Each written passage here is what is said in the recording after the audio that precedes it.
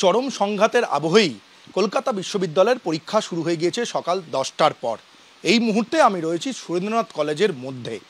সেখানে যে ছবিটা দেখতে পাওয়া যাচ্ছে যে সুরেন্দ্রনাথ কলেজের ভিতরে একটি ঘরে এখানে বিভিন্ন জামাকাপড় যেটা টিএমসিপির ছাত্রনেতা নেত্রীদের মধ্যে বিতরণ করা হবে। ইতিমধ্যেই সেই বিতরণ পর্ব শুরু হয়ে গিয়েছে, আর একদিকে সকাল 10টা থেকে এখানে পরীক্ষাও শুরু হয়ে গিয়েছে। এই মুহূর্তে আমার সঙ্গে রয়েছেন সুরেন্দ্রনাথ ইভিনিং কলেজের প্রিন্সিপাল। আমি তার সঙ্গে কথা বলে নেব।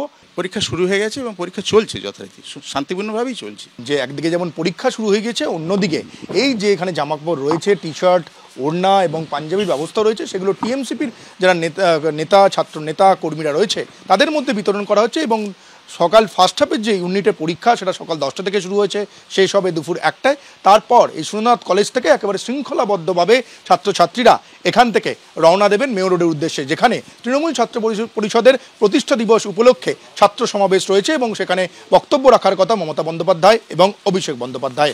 ক্যামেরায় সন্দীপ পালের সঙ্গে সৌমিত্র রায়, এবিপি আনন্দ, কলকাতা।